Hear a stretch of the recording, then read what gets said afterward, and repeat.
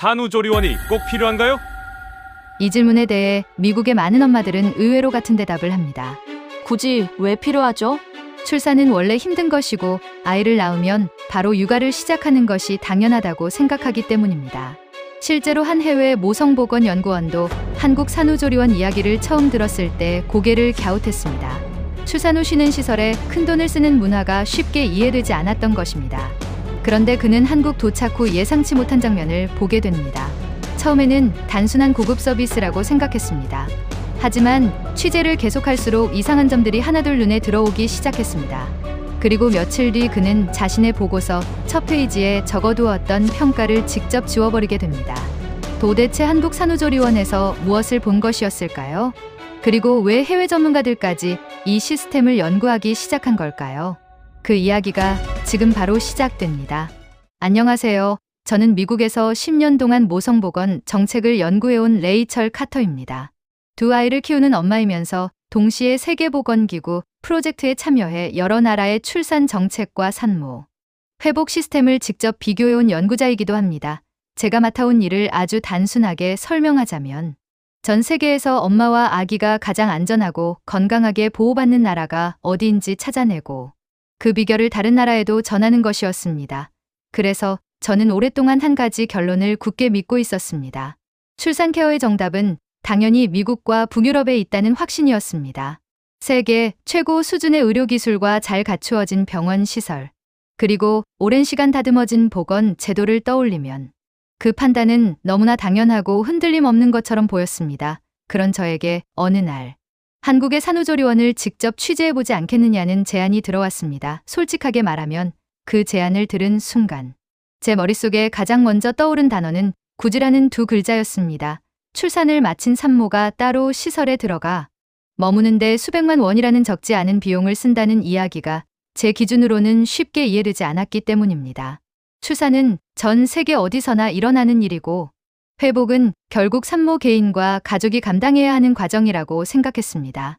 그래서 한국 산후조리원이라는 말을 들었을 때도 저는 그것을 대단한 산후케어 모델이 아니라 그냥 비싼 호텔에서 쉬는 아시아식 프리미엄 서비스 정도로 받아들였습니다. 게다가 제가 알고 있던 한국은 세계에서 출산율이 가장 낮은 나라 가운데 하나였고 그래서 그 이야기는 더욱 앞뒤가 맞지 않게 느껴졌습니다. 아이를 점점 적게 낳는 나라가 정작 출산 이후의 회복에는 왜 그토록 많은 정성과 돈을 들이는지 그 모순이 제 머릿속에서 도저히 정리되지 않았던 것입니다.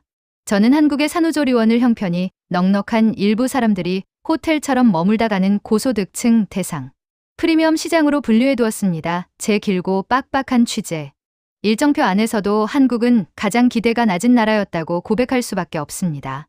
여러 선진국을 차례로 둘러보는 긴 여정 가운데 한국은 잠깐 들렀다가 지나가는 비교 사례 하나에 불과했습니다. 부끄럽게도 저는 한국으로 향하는 비행기에 오르기도 전에 이미 제 보고서에 담길 결론의 방향을 어느 정도 정해두고 있었습니다. 출산 이후의 회복이라는 것은 결국 산모 개인과 그 가족이 알아서 감당해야 하는 사적인 영역이며 그것을 굳이 별도의 시설과 비용으로 해결하려는 한국의 방식은 다소 지나친 문화적 관습에 가깝다는 평가였습니다. 저는 그 생각이 쉽게 흔들릴 일은 없으리라 확신했습니다. 왜냐하면 저 자신이 바로 미국식 출산 문화를 온몸으로 겪어낸 당사자였기 때문입니다. 제 첫째, 아이를 낳던 날의 기억은 시간이 한참 흐른 지금까지도 손에 잡힐 듯 선명하게 남아 있습니다. 길고 고통스러운 진통 끝에 마침내 작은 아이를 두 팔에 안았을 때의 감정은 분명 제 인생에서 가장 빛나는 순간이었습니다. 그런데 그 감격에 머물 수 있는 시간은 제가 미처 마음의 준비를 하기도 전에 너무 빠르게 끝나버렸습니다. 출산을 마치고 겨우 하루가 지나자 병원에서는 지극히 자연스러운 태도로 퇴원 절차를 안내하기 시작했습니다. 제 몸은 여전히 혼자 힘으로 일어서기조차 버거운 상태였지만 미국에서는 그것이 누구도 의심하지 않는 정상적인 흐름이었습니다. 출산 직후 병원이 제대 건넨 식사라고는 차갑게 식은 샌드위치 한 조각과 빵이 전부였고 산모의 회복을 돕기 위한 특별한 음식이라는 개념은 그 어디에서도 찾아볼 수 없었습니다. 그렇게 저는 아직 회복되지 않은 몸을 이끌고 집으로 돌아왔고 현관문을 열고 들어선 바로 그 순간부터 어떤 유예도 없이 곧장 육아라는 전쟁이 시작되었습니다. 기저귀를 갈고 밤새 울음을 터뜨리는 아이를 품에 안고 2시간 간격으로 젖을 물리는 생활이 끝도 없이 이어졌습니다. 정작 출산을 겪어낸 제 몸이 어떻게 회복되고 있는지를 살펴보고 돌봐주는 사람은 그 어디에도 없었습니다. 그 시절에 저는 분명 몸도 마음도 한계에 다다를 만큼 힘들었지만 단 한 번도 이것이 잘못된 것일지 모른다는 생각만큼은 떠올리지 못했습니다. 제 주변의 모든 엄마들이 하나같이 똑같은 과정을 똑같은 방식으로 견뎌내고 있었기 때문입니다. 모두가 그렇게 살아가고 있으니 그것이 곧 세상의 정답이라고 아무 의심 없이 믿어버렸던 것입니다. 더욱 놀라운 사실은 모성보건을 평생의 업으로 삼아 전문적으로 연구해온 저조차도 그 가혹한 현실을 너무나 당연하게 받아들이고 있었다는 점입니다. 출산이 끝나면 그 즉시 육아가 시작되는 것. 그리고 산모 자신의 회복은 오롯이 각자가 알아서 버텨내야 하는 몫이라는 것. 그것이 제가 알고 있던 세계의 전부이자 상식이었습니다. 그렇기에 저는 한국에서도 본질적으로 크게 다를 것은 없으리라 지레짐작하고 있었습니다. 기껏해야 시설이 조금 더 깨끗하고 직원들이 조금 더 친절한 정도의 차이만 있을 뿐 그 안에서 벌어지는 일의 본질은 결국 똑같을 것이라고 미리 단정 지었습니다. 바로 그 단단했던 확신이 한국 땅을 밟은 지 불과 며칠 만에 뿌리째 흔들리고 무너져 내리게 될 줄은 그때의 저로서는 상상조차 하지 못했습니다. 제가 한국에서 마주한 것은 결코 단순한 고급 휴식 공간이 아니었습니다. 그것은 출산이라는 인생의 거대한 사건을 바라보고 다루는 방식 자체가 제가 평생 살아온 세계와는 뿌리부터 다른 어떤 것이었습니다. 그리고 그 낯선 차이를 하나씩 확인할 때마다 저는 제가 지금껏 정답이라 믿어온 모든 기준이 어쩌면 정답이 아니었을지도 모른다는 두려움에 가까운 의문에 사로잡히기 시작했습니다. 저는 그때까지도 몰랐습니다. 한국산후조리원 안에서 제가 보게 될 장면들이 제 연구, 인생 10년 동안 믿어온 기준을 하나씩 무너뜨리게 될 줄은 말입니다. 그리고 그 첫 번째 균열은 제가 가장 가볍게 여겼던 아주 평범한 식사 한 그릇에서 시작되고 있었습니다. 제가 한국에 도착해 가장 먼저 안내받은 곳은 화려한 회의실도 아니었고 최첨단 의료 장비가 늘어선 검사실도 아니었습니다. 뜻밖에도 제가 처음 마주한 곳은 한국산후조리원의 식당이었고 그곳에서 산모들 앞에 놓인 김이 모락모락 피어오르는 국 한 그릇이 제 취재의 첫 장면이 되었습니다. 미역국이라 불리는 그 음식은 짙은 초록빛, 해초가 맑은 국물 속에 가득 풀어진 모습이었는데 저는 솔직히 그 장면을 보며 속으로 의아함을 감추지 못했습니다.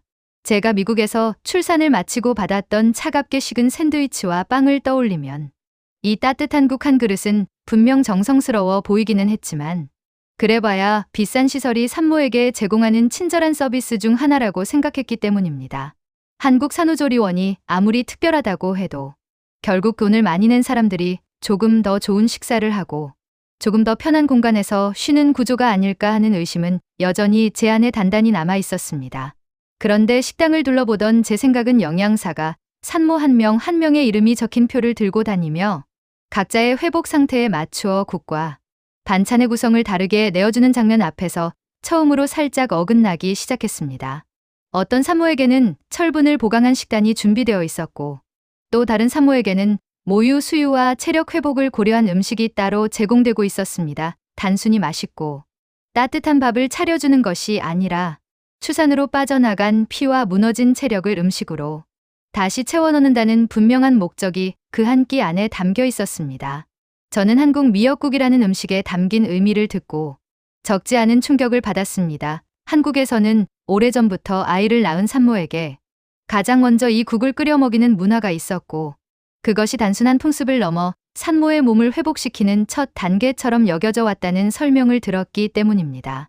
출산을 마친 여성에게 가장 먼저 무엇을 먹일 것인가? 이 단순해 보이는 질문 하나에서 한국과 제가 살아온 세계는 이미 전혀 다른 답을 가지고 있었습니다. 미국에서 출산은 의료 행위가 끝나는 지점에 가까웠고 그 이후의 몸은 산모가 알아서 추슬러야 할 개인의 몫처럼 다루어졌습니다. 반면 한국산후조리원에서는 출산이 끝이 아니라 회복이라는 새로운 과정의 시작처럼 보이고 있었습니다. 저는 그 차이를 머리로는 어렴풋이 이해하면서도 마음 한구석으로는 여전히 이것이 돈을 지불한 산모들에게 제공되는 특별 대우일 뿐이라는 의심을 완전히 거두지 못했습니다. 그래서 식사 하나만 보고 섣불리 판단하지 않기로 마음먹고 한국산후조리원의 하루가 실제로 어떻게 흘러가는지를 처음부터 끝까지 따라가 보기로 했습니다. 그렇게 시작된 관찰 속에서 제가 두 번째로 마주한 장면은 한밤중의 신생아실이었습니다. 깊은 새벽. 대부분의 사람이 잠든 고요한 시간에도 신생아실의 불은 환하게 켜져 있었고 전담 간호 인력이 갓 태어난 아기들을 한 명씩 안아 올려 우유를 먹이고 기저귀를 갈며 작은 호흡 하나까지 살피고 있었습니다. 제가 그 장면에서 진짜로 놀란 부분은 따로 있었습니다. 그 시간 산모들의 방은 하나같이 불이 꺼진 채 조용했다는 사실이었습니다. 아이가 한밤중에 깨어 울어도 그 울음을 산모가 혼자 감당하지 않아도 되도록 누군가가 대신 그 밤을 지켜주고 있었습니다. 저는 그 광경 앞에서 제 첫째 아이를 낳고 집으로 돌아왔던 밤들이 한꺼번에 떠올라 한참을 움직이지 못했습니다.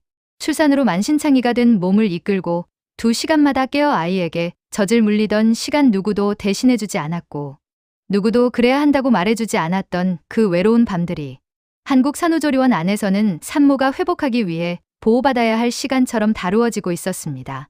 잠이라는 것이 산모에게 단순한 휴식이 아니라 무너진 몸과 마음을 다시 일으켜 세우는 회복의 일부라는 사실을 이곳 사람들은 너무나 자연스럽게 받아들이고 있었습니다. 저는 그제야 처음에 내렸던 비싼 호텔 서비스라는 평가가 조금은 성급했을지도 모른다고 생각하기 시작했습니다.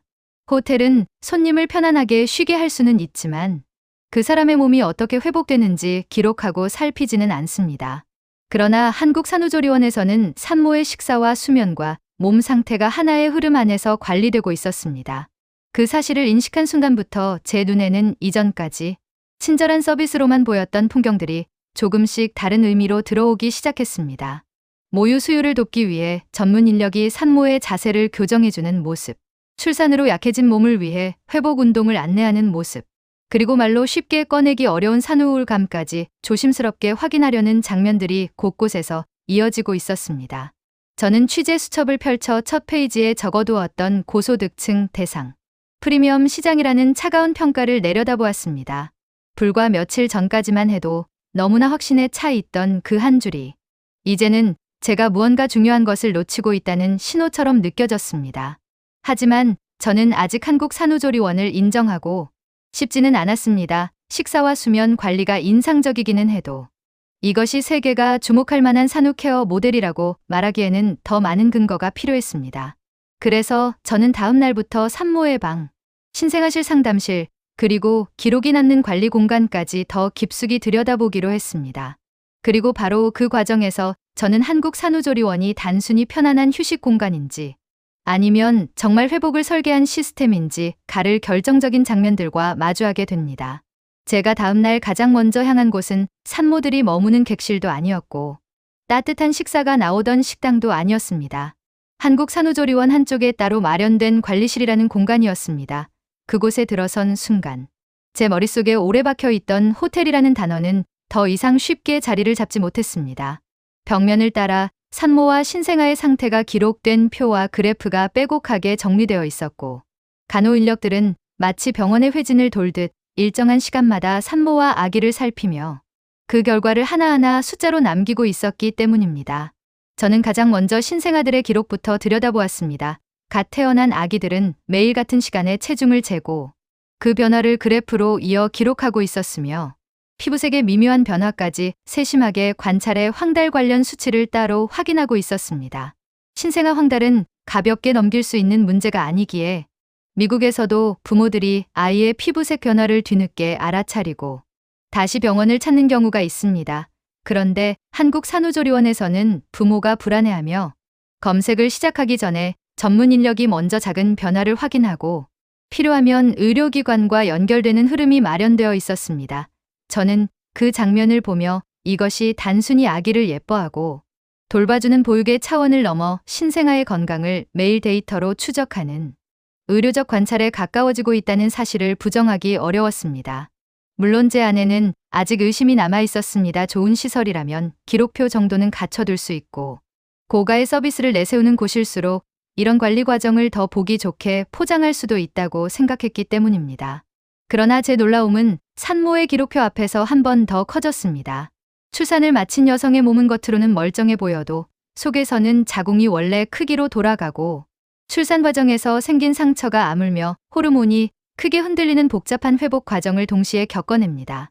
미국에서는 이 변화 대부분을 산모 스스로 감지하고 이상이 느껴지면 알아서 병원을 다시 찾아야 하는 경우가 많았습니다. 반면 한국 산후조리원에서는 산모의 자궁 회복 상태와 출혈의 양과 색깔, 그리고 가슴이 붓고 뭉치는 정도까지 매일 확인해 기록으로 남기고 있었습니다. 회복이 더디거나 이상 신호가 보이면 산모가 참다 못해 호소하기 전에 먼저 발견해 대응하려는 구조였습니다. 저는 그 기록표를 한참 내려다보다가 문득 등골이 서늘해지는 기분을 느꼈습니다. 제가 첫째를 낳고 홀로 집에서 회복하던 시절, 어쩌면 제 몸에도 누군가 먼저 알아차렸어야 할 위험 신호가 있었을지 모른다는 생각이 그제야 들었기 때문입니다. 그때 저에게는 제 몸 상태를 객관적으로 살펴봐줄 기록도 없었고 회복의 흐름을 함께 지켜봐줄 사람도 없었습니다. 관리실을 나선 뒤 제 눈에 들어온 것은 한국 산후조리원 전체를 감싸고 있는 위생과 감염, 관리의 풍경이었습니다. 면역력이 약해진 산모와 아직 세상에 적응하지 못한 신생아가 함께 머무는 공간인 만큼 외부인의 출입은 생각보다 훨씬 철저하게 통제되고 있었습니다. 면회를 온 가족조차 정해진 구역을 넘어설 수 없었고 신생아실 가까이 가기 위해서는 손을 소독하고 위생 가운을 걸치는 절차를 반드시 거쳐야 했습니다. 공기의 흐름과 실내 온도와 습도까지 일정하게 관리되는 모습은 제가 처음 떠올렸던 휴양시설의 분위기와는 거리가 멀었습니다. 오히려 가장 취약한 시기의 산모와 아기를 외부 위험에서 떼어놓기 위한 보호 장치에 가까웠습니다. 저는 이 모든 장면을 종합하며 한국 산후조리원에 대해 처음 적어두었던 고소득층 대상, 프리미엄 시장이라는 표현이 점점 불편해지는 것을 느꼈습니다. 이곳은 산모와 아기를 그저 편안하게 모셔두는 공간이라기보다 가장 연약한 시기에 두 사람을 보호하고 그들의 변화를 숫자와 기록으로 따라가는 정교한 회복관리 공간에 가까웠습니다. 하지만 저는 아직 쉽게 결론을 내리고 싶지 않았습니다. 연구자에게 인상적인 장면 몇 개는 증거가 될 수 없고 좋은 시스템처럼 보이는 구조가 실제 산모들의 삶을 얼마나 바꾸는지는 또 다른 문제였기 때문입니다. 만약 한국 산후조리원이 정말 잘 설계된 산후 회복 시스템이라면 그 효과는 이곳을 거쳐간 산모들의 몸과 마음에 어떤 식으로든 흔적을 남기고 있어야 했습니다. 저는 그것을 확인하기 전까지 이곳을 세계가 주목할 모델이라고 부를 수는 없다고 생각했습니다. 그래서 기록과 관리 절차를 살피는 것을 넘어 한국 산후조리원을 직접 경험한 산모들의 이야기를 들어보기로 했습니다. 그리고 그날 제가 만난 한 여성의 고백은 제가 10년 동안 쌓아온 모성보건의 기준을 예상보다 훨씬 깊은 곳에서 흔들어 놓기 시작했습니다.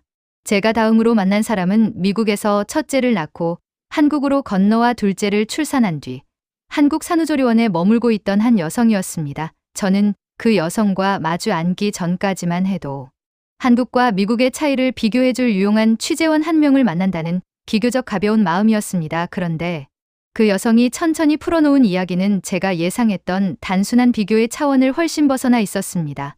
그 여성은 첫째를 낳았던 미국에서의 시간을 떠올리며 그때는 하루하루가 버티는 것 자체였다고 말했습니다.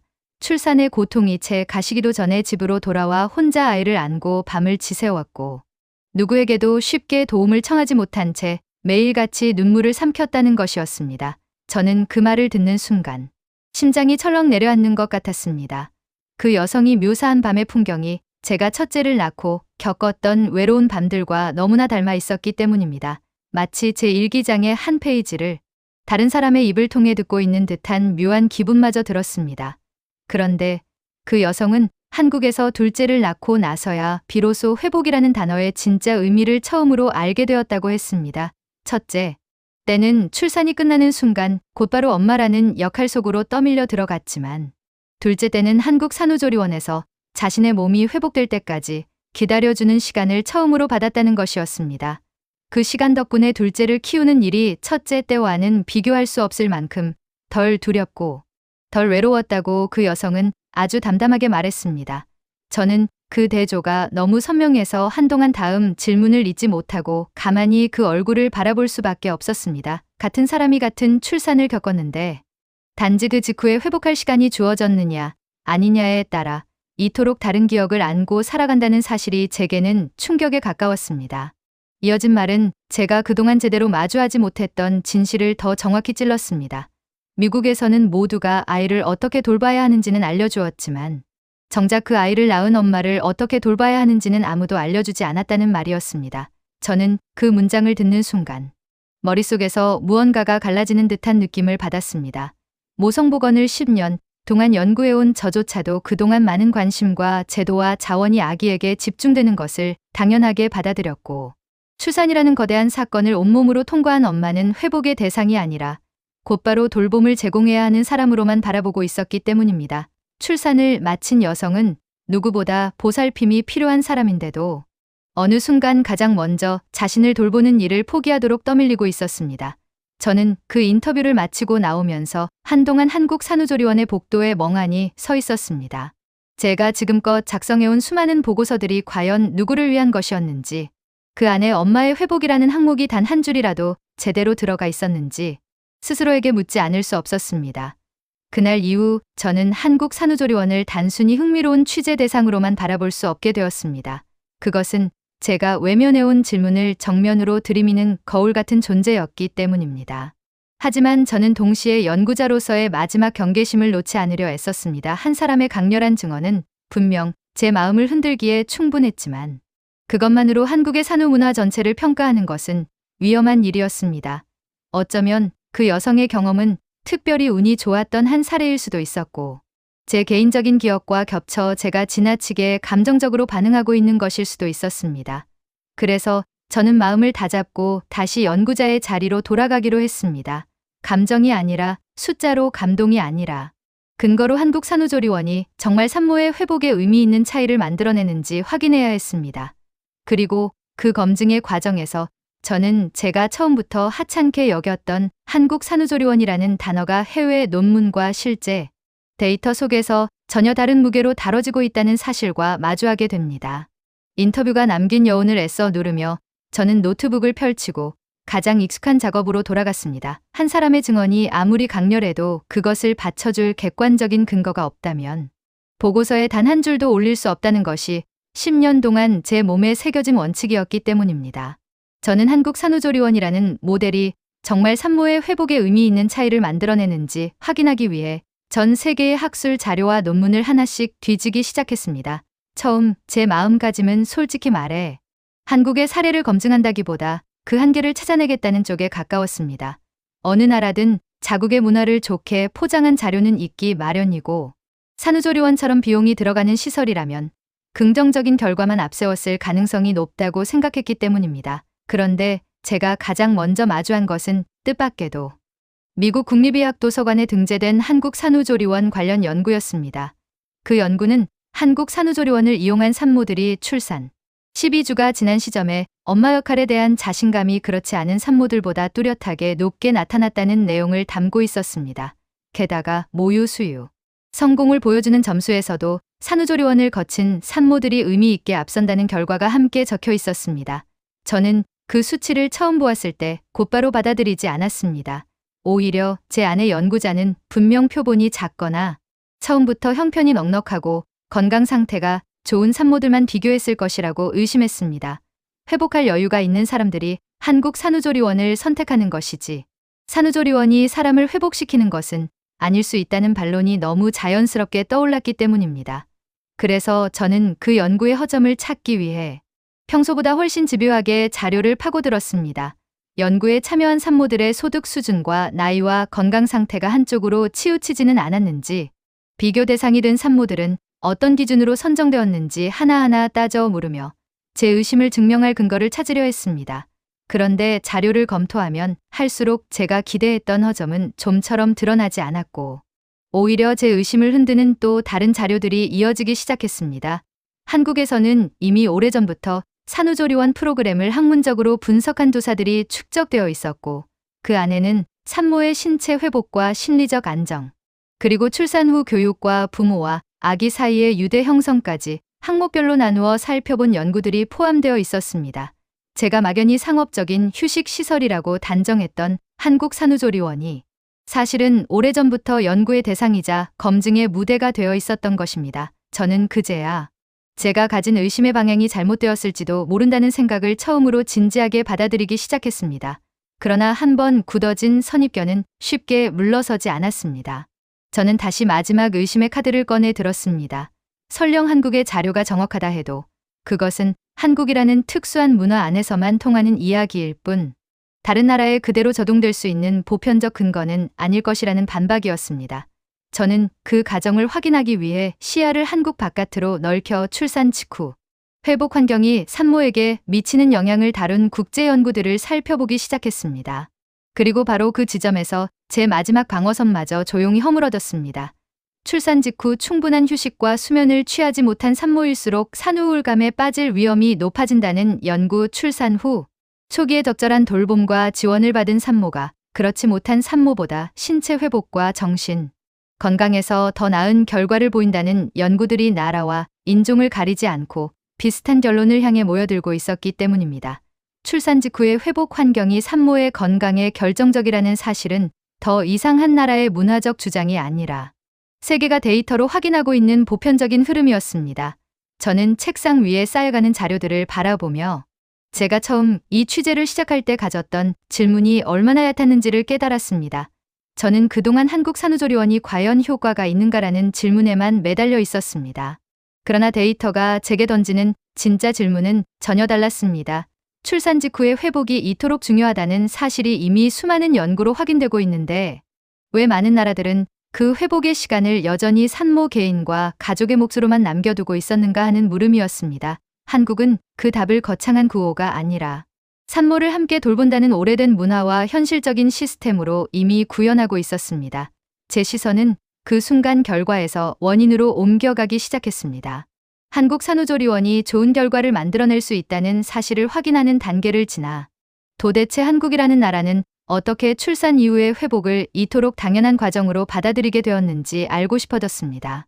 그리고 바로 그 호기심이 저를 한국 산후조리원의 표면적인 서비스 너머에 자리한 더 깊고 오래된 뿌리로 이끌어가고 있었습니다. 한국 산후조리원의 뿌리를 파고들기로 마음먹은 저는 가장 먼저 이 문화가 언제부터 시작되었는지를 거슬러 올라가 보았습니다. 그리고 산후조리라는 개념이 어느 기업이 만들어낸 상품이나 최근에 생겨난 유행이 아니라 수백 년을 이어내려온 한국의 오래된 전통에 뿌리를 두고 있다는 사실을 알게 되었습니다. 한국에는 예로부터 아이를 낳은 산모가 일정 기간 동안 바깥 출입을 삼가고 따뜻한 곳에서 몸을 회복하며 가족의 보살핌을 받는 3-7일이라는 풍습이 있었습니다. 출산 후 20하루 동안은 산모를 일에서 완전히 떼어놓고 오직 회복에만 집중하게 하는 이 전통은 제가 한국 산후조리원에서 목격한 철학과 정확히 같은 방향을 향하고 있었습니다. 저는 이 대목에서 다시 한번 시선이 흔들리는 것을 느꼈습니다. 제가 현대의 상업시설이라고 단정했던 공간이 사실은 수백 년 동안 이어져 온 문화적 지혜를 현대의 의료 관리와 영양관리 방식으로 다시 구현한 결과물이었기 때문입니다. 그런데 더 흥미로운 사실은 그 다음에 있었습니다. 산모를 가족이 돌보던 오래된 전통은 사회 구조가 빠르게 변하면서 한때 큰 위기를 맞았습니다. 대가족이 흩어지고 도시로 사람들이 모여들면서 출산을 마친 산모 곁에서 몸을 돌봐줄 친정어머니나 시어머니가 가까이 있지 못하게 된 것입니다. 많은 나라에서는 바로 이 지점에서 산후 돌봄의 전통이 점차 사라졌고 산모들은 다시 각자의 집에서 회복을 감당해야 하는 상황에 놓였습니다. 그런데 한국은 그 빈자리를 그냥 비워두지 않았습니다. 가족이 해주던 돌봄을 사회가 대신 이어받는 방식으로 전통을 끊어내는 대신 새로운 형태로 발전시킨 것입니다. 저는 이 대목에서 무릎을 칠 수밖에 없었습니다. 제가 처음 한국 산후조리원을 보며 느꼈던 어색함의 정체가 바로 여기에 있었기 때문입니다. 미국을 포함한 많은 나라가 전통이 사라지면 그것을 과거의 유물로 남겨두었다면 한국은 사라질 위기에 놓인 돌봄의 가치를 시대에 맞는 방식으로 옮겨 담아 계속 이어오고 있었습니다. 저는 이 발견을 정리해 평소 가깝게 지내던 북유럽과 미국의 모성보건 연구자들에게 보냈습니다. 솔직히 말하면 제 생각이 지나치게 한국에 기울고 있는 것은 아닌지 확인받고 싶은 마음도 있었습니다. 그런데 돌아온 반응은 제가 한국에 오기 전 보였던 태도와 크게 다르지 않았습니다.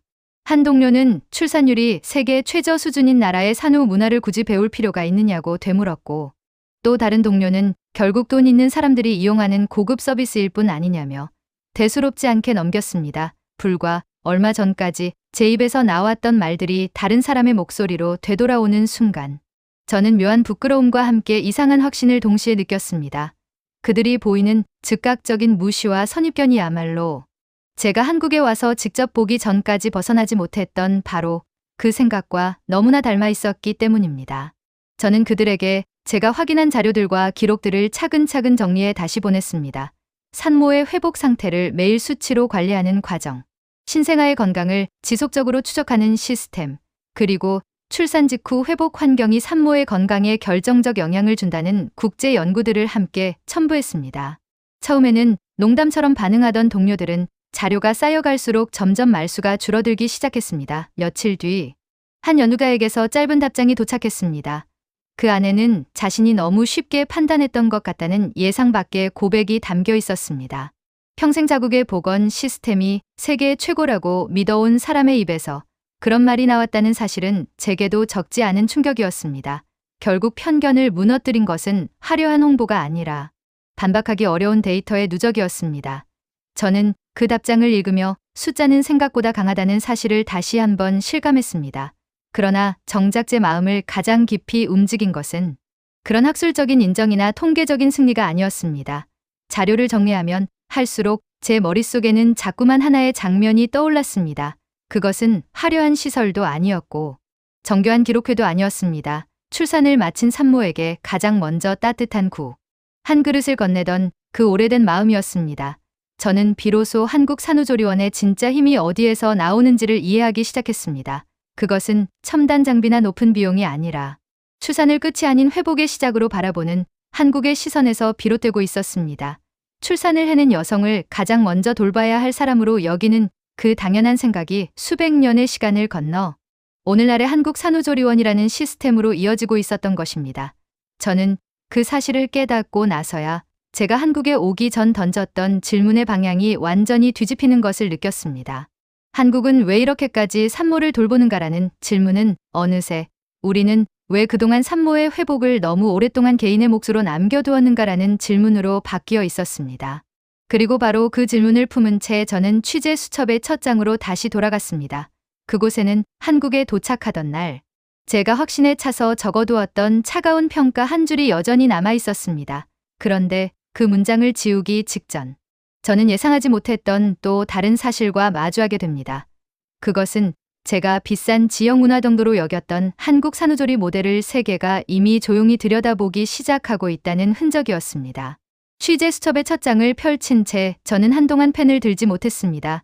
한국에 도착하던 날 제가 또박또박 적어두었던 고소득층 대상 프리미엄 시장이라는 차가운 문장이 그 자리에 그대로 남아 있었기 때문입니다. 그런데 그 문장을 지우려던 바로 그 순간 제 손을 멈추게 한 것은 한국이 아니라 뜻밖에도 제 조국인 미국에서 건너온 소식이었습니다. 평소 알고 지내던 한 동료가 제게 흥미로운 자료를 하나 보내왔는데 그것은 다름 아닌 세계 최고 수준의 경영대학원으로 손꼽히는 인시아드에서 한국 산후조리원을 정식 경영 사례로 다루었다는 내용이었습니다. 저는 그 제목을 보고 처음에는 제 눈을 의심했습니다. 그 사례 연구에는 신생아 엄마들을 위한 클럽 매드라는 표현이 붙어 있었는데 세계적인 휴양 브랜드의 이름을 빌려 한국의 산후조리원을 설명하고 있었던 것입니다. 제가 그토록 가볍게 여겼던 한국의 산후 문화가 경영학을 가르치는 강의실에서 전 세계의 미래 경영자들이 분석하고 토론하는 하나의 모델로 다뤄지고 있다는 사실은 제게 적지 않은 충격을 안겨주었습니다.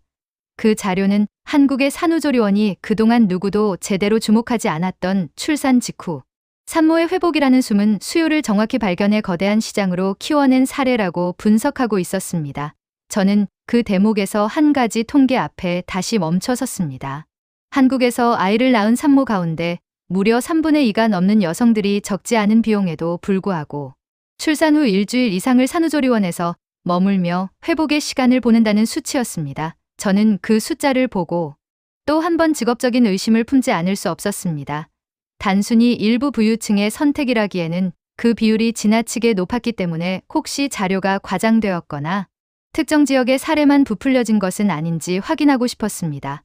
그래서 저는 여러 경로의 자료를 교차로 비교하며 그 수치의 신뢰도를 따져보았는데 검증을 거듭할수록 그 비율은 흔들리기는커녕 오히려 한국에서 산후조리가 일부의 사치가 아니라 사회 전반에 자리 잡은 보편적인 선택이라는 사실을 더욱 분명하게 증명해주고 있었습니다.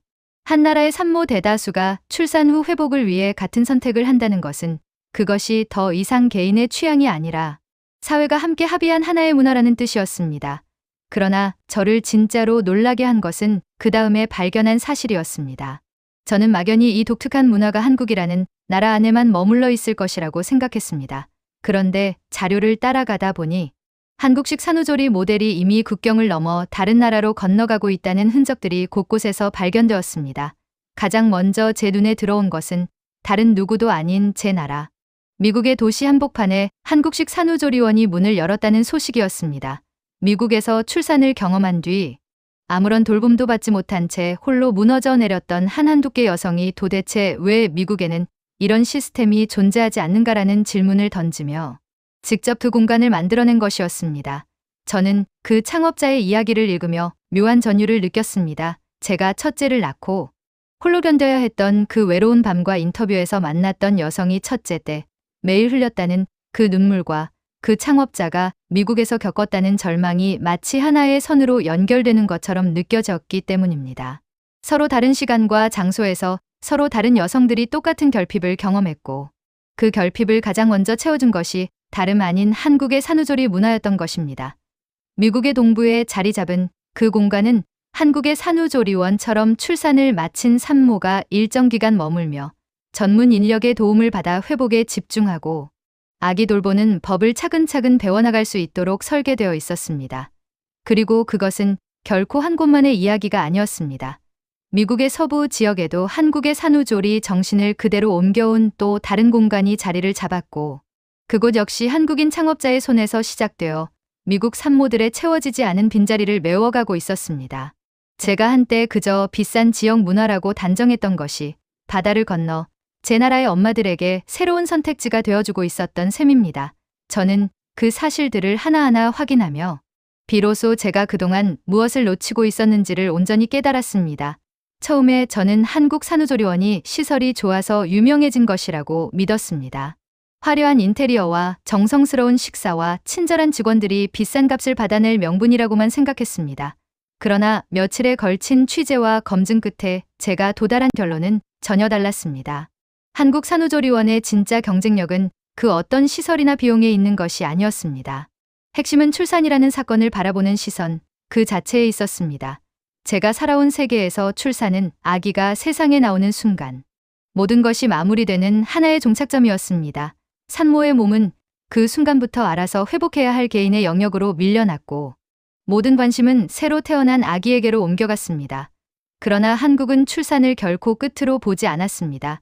한국에게 출산은 아기가 태어나는 순간과 산모가 회복하는 과정이 하나로 이어진 긴 여정이었고 그 여정이 온전히 마무리되어야 비로소 출산이 완성된다고 여기고 있었습니다.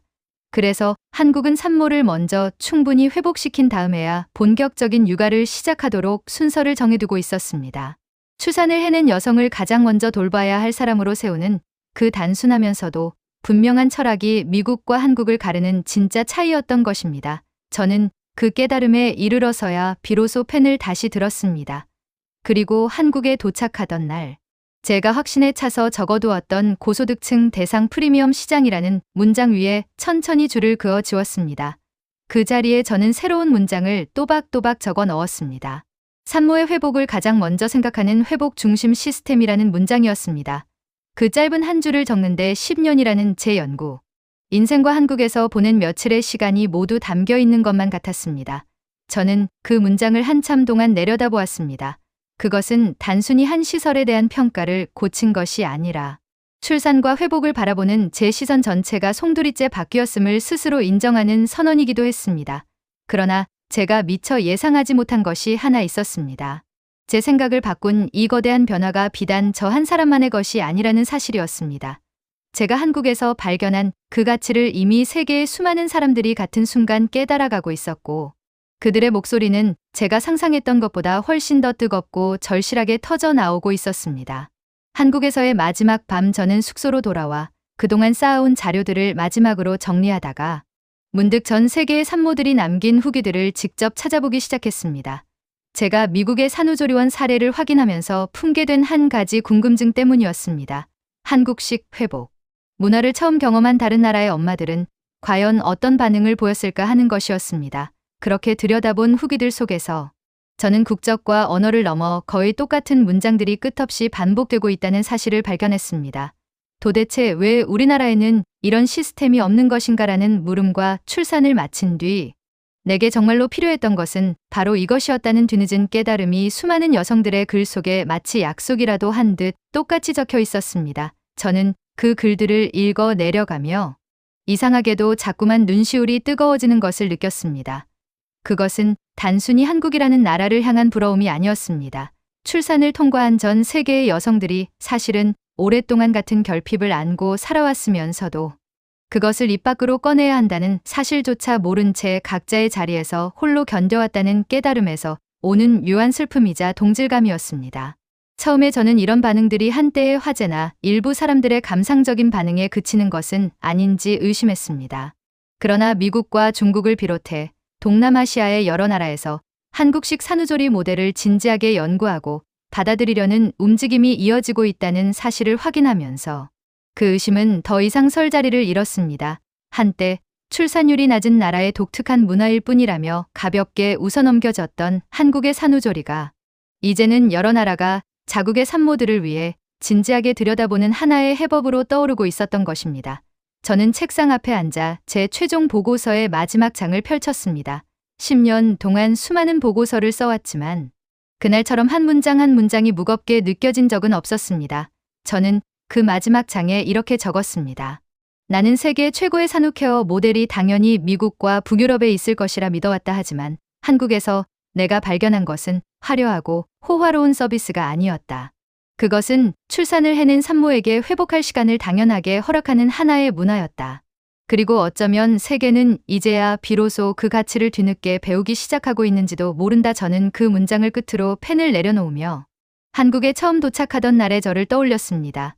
출산 후 쉬는 시설에 굳이 큰돈을 쓰는 이유를 이해하지 못한 채 비웃음에 가까운 의심을 품고 비행기에서 내렸던 그 사람과 지금의 저는 분명 같은 사람이었지만 세상을 바라보는 눈은 이미 전혀 다른 곳에 가 있었습니다. 한국은 내게 단순히 잘 만들어진 시설 하나를 보여준 것이 아니었습니다. 출산이라는 가장 보편적인 경험 앞에서 우리가 그동안 무엇을 당연하게 여기며 무엇을 놓치고 살아왔는지를 정면으로 묻게 해준 것이었습니다. 많은 나라에서 출산이 끝나는 순간 곧바로 고된 육아가 시작됩니다. 그러나 한국은 출산이 끝난 그 순간 가장 먼저 산모의 회복을 떠올렸습니다. 어쩌면 그 단순한 순서의 차이 하나가 한 여성이 엄마로 살아갈 남은 평생을 바꾸어 놓는 가장 결정적인 출발점인지도 모릅니다. 저는 이 이야기가 한국이라는 한 나라의 자랑으로만 머물지 않기를 바랍니다. 출산을 앞두었거나 출산을 통과한 전 세계의 모든 여성들이 한 번쯤 자신에게 물어보았으면 합니다. 나는 내 아이를 맞이하기 전에 나 자신을 충분히 돌볼 시간을 가졌는가? 그리고 우리 사회는 그 시간을 그들에게 허락하고 있는가? 그 질문에 대한 가장 따뜻한 답 하나가 지금 이 순간에도 한국의 산후조리원 안에서 조용히 김을 피워 올리고 있을 것입니다. 오늘의 이야기도 재밌으셨다면 구독과 좋아요 부탁드립니다.